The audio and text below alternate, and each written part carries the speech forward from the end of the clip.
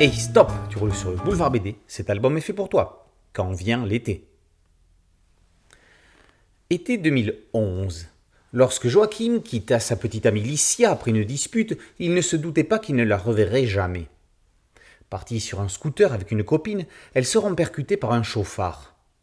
Licia laisse ses parents et sa petite sœur Rachel sur leur lieu de vacances, l'endroit des journées ensoleillées, des doucereuses soirées d'été et des premières amours.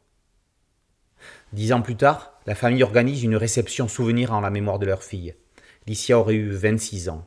Il est encore difficile d'accepter son absence, mais les siens lui doivent de continuer leur vie, d'avancer, comme on peut. Rachel y retrouve ses tantes, son cousin Thomas, ainsi que Joachim. Ils ne s'étaient jamais revus. Ils sont venus sans leur conjoint. Chacun a fait sa vie. Joachim est consultant en supply chain, un truc en logistique. Il navigue entre Paris et Rennes. Rachel est consultante en bourgeon, autrement dit fleuriste. Cette commémoration, c'est une volonté des parents de Rachel. Elle aurait préféré penser à sa sœur, chez elle, à sa façon, sans tout un tas de pique-assiettes. L'événement aura néanmoins permis aux jeunes adultes de se revoir, et ça risque bien de bouleverser leur vie. Évidemment, la fleuriste et le consultant ne vont pas en rester là. Leurs quotidiens vont changer de direction. Petit à petit, les fils du passé vont lier leur destin. Leurs couples respectifs risquent d'en être chamboulés. L'avenir va s'écrire sans précipitation. Les choses qui doivent se faire se feront comme il se doit. Ni l'un ni l'autre ne cherchera à aller plus vite que la musique.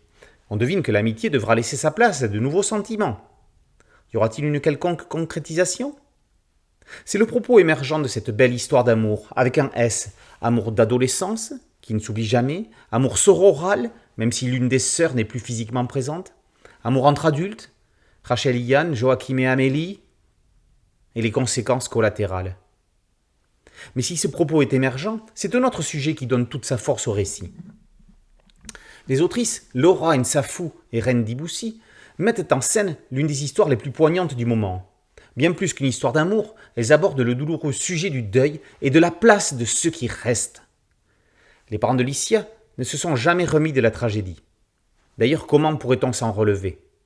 Il n'y a rien de plus douloureux que la perte d'un enfant, de son enfant. Pourtant, c'est Rachel qui va avoir l'héritage le plus lourd à porter, celui du fait que tout le monde veuille qu'elle vive la vie qu'aurait dû vivre sa grande sœur. Sans l'oublier, elle va devoir s'émanciper, apprendre à agir pour elle-même, en tant que Rachel. Joachim, lui, va-t-il se remettre du jour de la dispute où il a vu Licia pour la dernière fois quand ils se sont quittés fâchés ? Reine Diboussi met en scène le théâtre de la vie avec une délicatesse, une pudeur et une sensibilité émouvantes. Les couleurs vont toujours par deux selon les chapitres, pastelisées pour mettre en valeur les personnages. Il est juste dommage que le lettrage informatisé donne de la distance. Heureusement, on est si vite emporté par le récit qu'on l'oublie, parce que l'on s'est insinué entre Rachel et Joachim. Personne ne devrait mourir en été. Et pourtant. Magnifique regard sur le sens de la vie, histoire de reconstruction. Quand vient l'été aurait pu s'appeler Ceux qui restent. L'album restera en tout cas dans toutes les bibliothèques de ceux qui l'ouvriront. Quand vient l'été, par Laura Nsafou et Reine Diboussi, est paru aux éditions Marabule. Boulevard BD, c'est un podcast audio et un site dédié et une chaîne YouTube. Merci de liker, de partager et de vous abonner. A très bientôt sur Boulevard BD. Ciao.